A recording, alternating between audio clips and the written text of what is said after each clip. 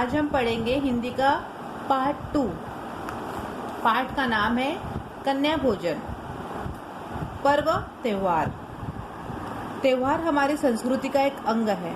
कन्या पूजन का पर्व भी एक अनोखा पर्व है। यहाँ उसी के बारे में चर्चा की है। हमारे पाठ में आज हम बताएंगे कि भारत देश में कितने कितने त्योहार और पर्व मनाए जाते हैं। ठीक है, तो ध्यान से सुनेंगे, पहले पाठ को समझेंगे। हमारे देश में अनेक त्योहार आते हैं, जैसे दशहरा, दीपावली, होली, रक्षाबंधन, बैसाखी, ईद, क्रिसमस आदि। ठीक है, हमारे देश में बहुत सारे त्योहार मनाए जाते हैं। ये त्योहार हमारे जीवन में नई उमंग और तरंग भर देते हैं। हर एक मौसम के हिसाब से हर एक चीज त्योहारों में भी शामिल की जाती है। हमेशा दशहरा, दीपावली, होली, रक्षाबंधन, बैसाखी, ईद, क्रिसमस, ये सभी जाति धर्म के त्योहार हम मौज मजे से और खुशी से मनाते हैं। सभी लोग त्योहार पे नए कपड़े पहनते और मौज मस्ती करते हैं। इस प्रकार दशहरे से 10 दिन पूर्व नवरात्र आते हैं। इन दिनों माँ दुर्गा की पूजा की जाती है और व्रत रखते हैं। माँ दुर्गा शक्ति का प्रतीक है। वे राक्षसों का वध करते धरती पर सुख शांति की स्थापना करती है। दुर्गा जी जब आती है तब 9 दिन हम उनकी पूजा करते हैं और बहुत श्रद्धा से उनके हर एक चीज उनकी मनोकामना से पूर्ण करते हैं। तो हमारी मनोकामना भी मानते हैं कि एक शक्ति का अवतार माँ दुर्गा को हम मानते हैं।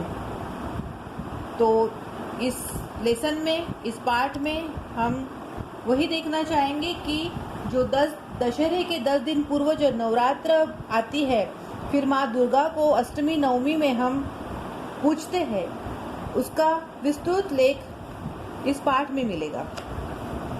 वास्तव में सभी त्योहार किसी न किसी बात का प्रतीक है। राक्षस वास्तव में बुरे लोग हैं जो दुर्लभ लोगों को सताते हैं, अन्याय करते हैं। उनका मुकाबला करने के लिए सद्गुणों शक्तियों से संपन्न देवी देवताओं को याद किया जाता है। ये 9 दिन हमारे लिए बहुत विशेष रहते हैं। 9 दिन माँ शक्ति की पूजा करके उनको हमारे ऊपर जो अन्याय कर रहे हैं राक्षस जाति वर्ग के लिए हम उनके हमारे ऊपर जो अन्याय हो रहे हैं उनको रोकने के लिए हम माँ शक्ति को पुकारते हैं। इस 9 दिन हम उनकी बहुत मनोकामना से पूजा करते हैं। देवता का अर्थ है जो शक्ति व गुण को सदा दूसरे को देता है। हमारी संस्कृति में इन त्योहारों के माध्यम से हमें अपने भीतर गुणों को विकसित करने की प्रेरणा दी जाती है। ये गुण है प्रेम, करुणा, सेवा, संयोग शक्ति, मैत्री आदि का।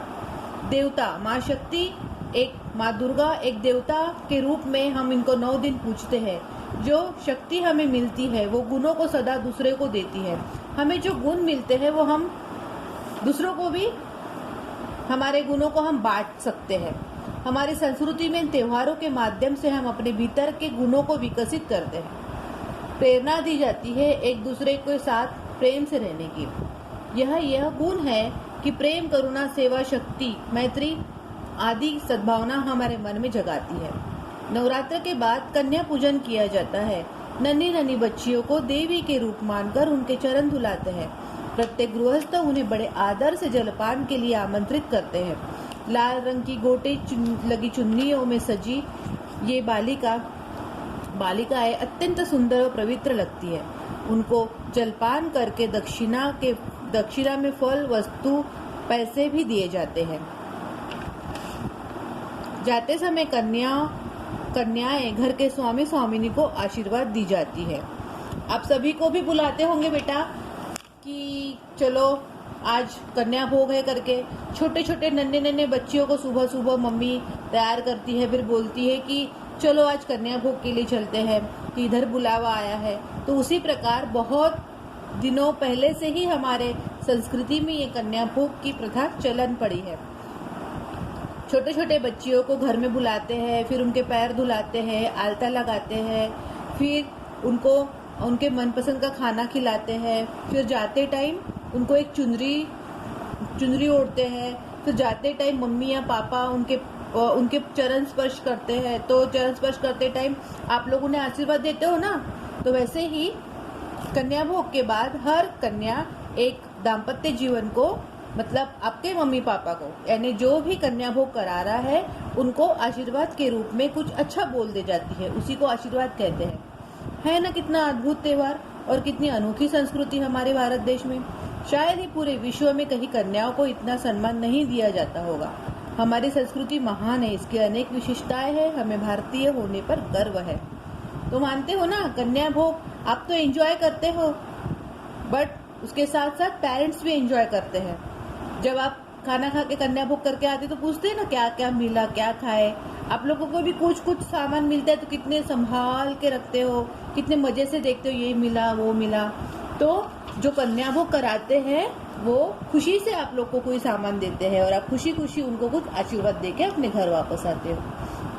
तो ये था आपका आज का पाठ, कन्या पूजन। ये त्योहार की तरह मनाया जाता है और माँ शक्ति के रूप में हर कन्याओं को देख के उनकी पूजन किया जाती है।